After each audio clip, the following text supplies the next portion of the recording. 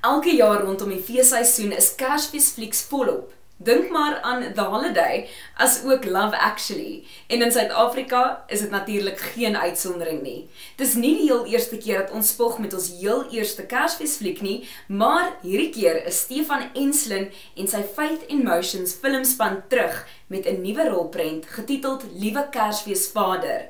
Mila Guy, 'n nuwe gesig in die rolprentbedryf, vertolk die rol van die dogter Nonnie en sy gee vir ons nou 'n agter die skerms blik. My naam is Dee en jy kyk Bioskoop.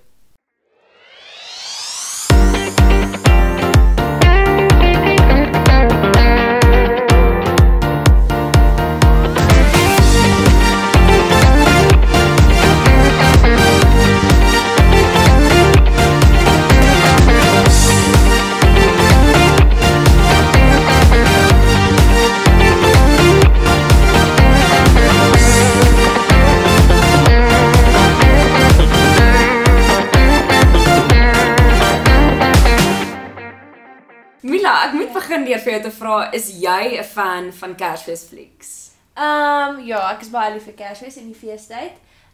Dit maak my amper opgewonde, ja, om net weer in daai festivities in te kom. Ja. Ja. So in jou huis, wat het gebeur rondom Kersfees? Is dit ook iemand wat opgedres het as Kersfeesvader en geskenkies uitgedeel het? Ja, ons moes altyd melk en koekies buite sit vir Kersfeesvader en dan het ons nou gaan wag dat hy kom en ek dink my ma het op een of ander manier klokkies gelei dat ons nou dink hy het geland. En ons ook wakker gebly op die 24ste en Bybel gelees en dan geskenke opgemaak en dan die 25ste lekker geëet en saam gekuier. Ja, so dit is ons. Maar niemand het eintlik opgedres nie. Hulle het maar net die gelykies gemaak of iemand dit eet, ja. Sou jy sê Liewe Kersfeesvader is jou tipiese Kersfeesfliek of dink jy dit wyk bietjie van die norm af? Ek dink dit wyk definitief van die norm af. Dit is ek dink dit is 'n Kersfeesfliek nie, want dit is nie rondom Kersfeestyd in die storie nie, maar dit het die Kersfees elemente. Maar ja, is nie 'n tipiese Kersfees storie nie. So mense kan uitsien na ietsie 'n bietjie anders. Yes. Die fees van Kersfees is daar, maar dit is nie Kersfees nie. Ja. Okay. Nou wil jy terugvat na jou audisiedag toe. En kan jy ons bietjie van daai dag vertel? Wat presies moes jy gedoen het in die audisie? Het jy 'n spesifieke toneel uit die fliek moes voorberei? Wat het dit behels?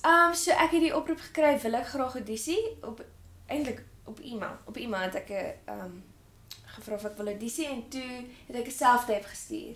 En toe van daar af het ek 'n callback gekry en toe het ons geskype callback, ek en Etienne. Wat nogals vir my baie interessant was, hy was nou die ander karakter en ek hierdie karakter. En dit was net die toneel tussen Nonnie en Wouter, hulle chemistry soort van, om dit uit te figure. En so dit was vir my baie interessant want Skype kan nogals vashak of kan awkward oomblikke wees. Ja. So, iets kan nie lekker loop nie, maar dit was daarom rustig en Etienne het my baie gerus gestel. So dit was eintlik 'n lekker audisie ondervinding. Ja, maar ek het glad nie gedink ek gaan dit kry nie en toe kry ek die oproep en dit is wat. Ja. Great. Ook 'n baie lekker rolverdeling van jou boetie karakter tot die gesoute akteurs. En vertel ons 'n bietjie van die wisselwerking, want julle moet nou 'n gesin uitbeeld. Veral jy en jou pa en jou boetie wat nou die nabye karakters is en dan ook jou ma karakter Milan Marie wat seker baie interessant was. Hoe het julle te werk gegaan om regtig soos 'n gesin voor die kameras te lyk? Ek dink ons almal was rustig met mekaar. So af van die kamera het ons lekker gesels. Almal was vriendelik en oop. Maar ek weet nie ons het dit ooit forceer nie en ek dink dit is wat lekker gewerk het op die kamera. Ons was maar net voor en agter die kamera dieselfde. Ons het lekker gesels, lekker gechat.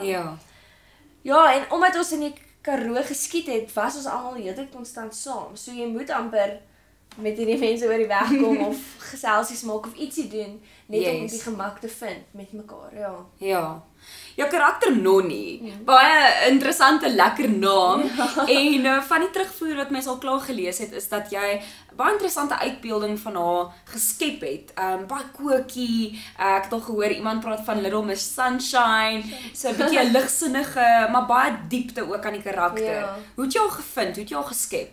Baie dankie vir eers vir die moment. Maar Etienne het 'n baie groot ek ek weet nie, hy het soos 'n image gehad van wat hy wil hê sy moes wees, want ek dink die storie is baie na in sy hart. So hy wou die quirky feeling gehad het, maar ook die real raw emotions wat sy deurgaan as hierdie mens wat nou hierdie jong mens wat nou iewes skielik volwasse moet wees in die huis. Ja. Ek dink dit is moeilik. Wat was jou eerste indruk toe jy die teks gekry het en gelees het? Ek het gedink dit is 'n verskriklike mooi storie want dit is 'n pa en dogter verhouding en ek en my pa het 'n regtig mooi verhouding. So vir my was dit soos daar's nie sulke stories in Afrikaans al wat ek al gesien het nie. Dis altyd 'n liefdesverhouding of iets soos dit. Dit is nooit 'n pa en dogter iets nie. So dit het vir my regtig uitgestaan en ek het regtig net van die storie gehou oor daai element. Ja, dit het definitief vir my uitgestaan, ja. Wat dink jy is die ultimate Kersfeesgeskenk? Ja. Dis vir jou, familie. Vir my. Hierdie jaar. Dit verander. Okay. Maar dalk hierdie jaar. So vervlakkig. Ek sal in vliegtuigkaartjie New York toe wil hê. Okay. Mens kan droom, mens kan droom. Ek gooi er na buite, sit na buite, dalk gebeur dit, wie weet, maar my familie bly in Nieu-Seeland. So hulle kom, my ma en pa kom vir Kersfees of Suid-Afrika toe. So vir my is dit klaar en dit self soos 'n wonderlike geskenk want ons familie is dan weer saam en dit is so lekker vir my. So ek weet nie, ek hou van geskenke definitief, maar dit is nie vir my meer so belangrik soos dit was toe ek jonger was nie. Ja. Wat is vir jou die ultimate Kersfees ete? Lamsbout, rys met 'n sousie, pompoenkoekies, boontjies en malvapudding. Dink jy jou regte gesin of jou gesin in Liewe Kersfeesvader is maller? Ma en pa gaan hierdie hoor, gaan hierdie luister. Sorry hulle, nee. Nee, definitief in Liewe Kersfeesvader is hulle bietjie baie maller. Net die feit dat hy dink hy's Kersfeesvader en my ma het soos crazy is en soort van op toer gaan. Maar in Liewe Kersfeesvader, in hulle malligheid is hulle nog steeds, hulle doen dit vir goeie redes.